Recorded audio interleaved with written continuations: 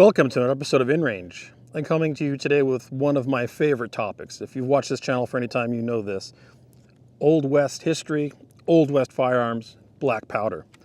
And I'm going to talk to you today about a way that if you're interested in shooting and competing with things as old as a percussion revolver, there are venues for you to do that. And that venue is still the Single Action Shooting Society. Every time you see SASS or Cowboy Action Shooting profiled on a video, 99% of the time, they're going to profile, quote unquote, the fastest overall shooter. And the fastest overall shooters are shooting in categories, divisions, for those that don't normally shoot cowboy matches, that I'm not competing in, because SASS actually provides a very wide swath of diversity of matches, side matches, and categories that allow you to curate the game to the kind of competition you want to have. But the reality is, and we know this, that if you download 38s to like pretty light charges and you fire them double-handed like this, which of course has no actual historicity, you are going to be faster than someone shooting black powder and historically accurate firearms. That doesn't mean that what they're doing is wrong. They're just playing the game they want to play. And that's cool. And what's cool about this is that that's an opportunity at the same match. So when you join a SASS match, you can sign up for all these different categories: modern, classic cowboy, frontiersman, which is what I'm going to talk about here today. Or there's even side matches at big events like Plainsman. So all of those allow you to make the game you want to have, and you don't worry about the overall. What you do is worry about your category. So you're competing in your category against other people competing with you, like with similar and like equipment. So first one I want to talk about today is Plainsman. So we just got done shooting the Arizona State Championships here, called Border Town. And one of the side events is Plainsman. And Plainsman requires that you use a single shot rifle, percussion revolvers, and essentially a double side-by-side shotgun. So that's of course emulating or simulating the very early days of opening the Old West. And there's modern and traditional. Modern allows you to use more modern single shot rifles that have ejectors, and traditional, which is the one I shot in, requires you to use original style firearms. Now my single shot trapdoor carbine does have an ejector, but that's acceptable because it was part of the original design. So I was in traditional, and I was shooting this original trapdoor carbine with 45-55. I was shooting my Ruger Old Army percussion revolvers and my side-by-side hammered coach gun. And you'll find that with Plainsman, one of the fun things that happens is there tends to be a lot more creativity in stage design, because it's a group of people that kind of really appreciate that. And so this stage is taken right out of the movie and the book, The Outlaw Josie Wales, the book version called Going to Texas. Now, speed.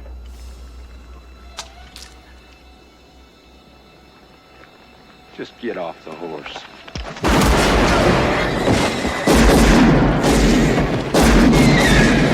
Now spit.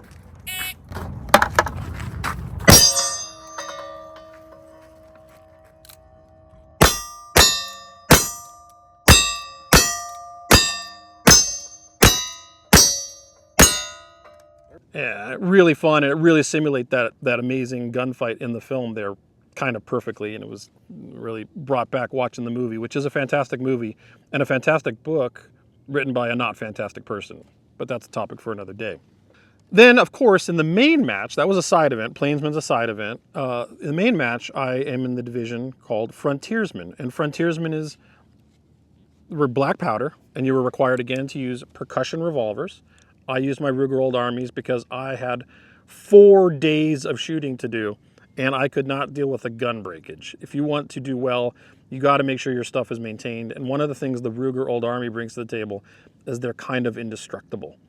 And so I used my Ruger Old Armies, and I used that for Plainsman, as well as Frontiersman main event, which was 3 days of shooting plus Plainsman. So 4 days of shooting and 4 days of black powder cleaning.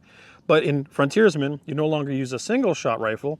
Now you're with your lever gun. And in that regard, I used my trusty 1866 Winchester and the same side-by-side coach gun. Down.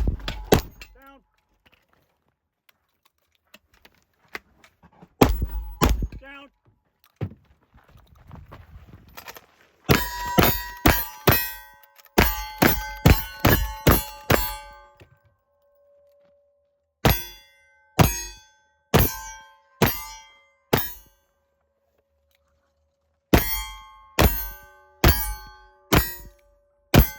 Now, you don't have to do this. One of the things I like to do is you can always, of course, load your percussion revolvers with the loading lever that's on the gun. I've removed a little piece here because I don't use it. But I like to load on a little tower that's on my shooting cart. It makes it a lot easier, as well as one of the things when you learn to be a proficient percussion revolver shooter, the amount of seating depth of the projectile against your powder charge does change the performance of the gun. The deeper you seat it, and thus the more you compress the powder, the more recoil impulse you'll get, even though you've thrown the same powder charge. So this loading tower I'm using on my cart, which you see here, allows me to seat a very consistent depth with every time with my projectiles. That means the recoil impulse every time I pull the trigger is the same. And when you're literally counting for seconds in a game, that recoil impulse being different from chamber to chamber will kind of mess you up. Now, one of the things you got to realize with Cowboy Action Shooting and SASS is that if you miss with your pistol or your rifle, that's a miss. 5 seconds, gone. Every time you miss is a penalty. And yes, while the targets are close, this is a drag race. You are shooting as fast as possible that you can with the gear you have. That means transition between guns needs to be as efficient as possible. Cocking the hammer and getting those hits needs to be as fast as possible. But when you're shooting black powder, you'll see that the black powder, even with close targets, can get so obtrusive that you're required to sometimes shoot through the smoke at targets you can no longer see. And so you either have the decision to wait for the smoke to clear, which is precious time being lost on the clock, or pull the trigger where you think it might have been. And that is actually a very realistic portrayal of some gunfights that actually happened in the Old West. If we recall back to the, of course, famous gunfight at the OK Corral, truly the difficulty on Fremont Street, the reality is those people fired many rounds within 30 seconds. The amount of smoke that would have been in the air would have been incredible, and it would have been very difficult to really ascertain or see what was going on within the space or the gunfight.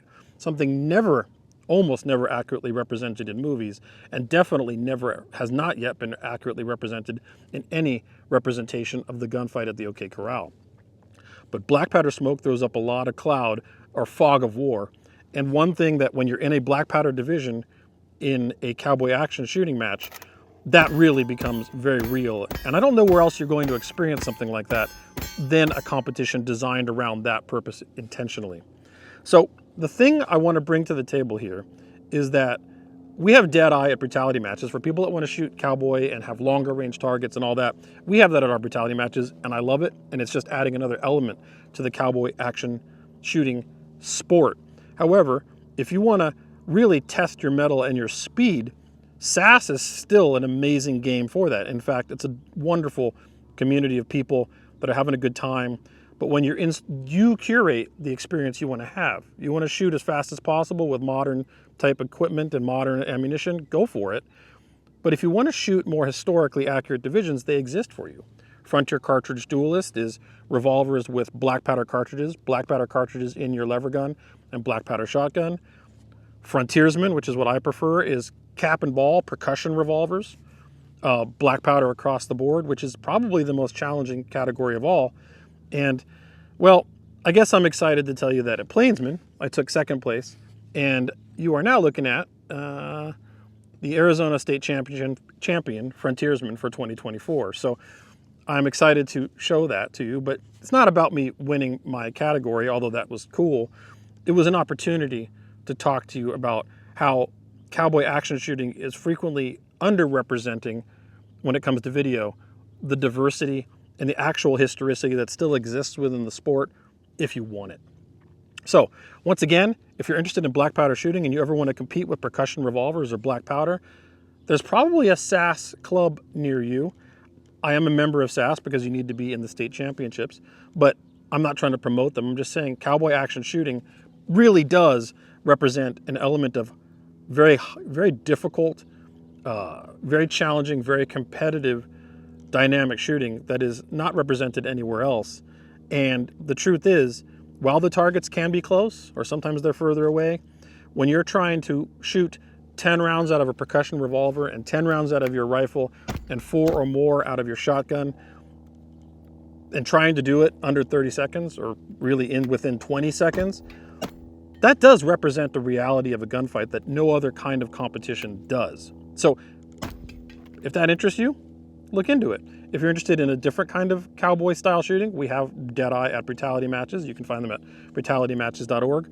But I hope that this video was interesting to you and that you'll see that SASS, the Single Action Shooting Society, and their style of competition is diverse and isn't just one thing that you always see represented on video. And hopefully showing you a little bit of Plainsman and a little bit of Frontiersman today shows you how different that game can be and that you can curate it to be the experience you want it to be.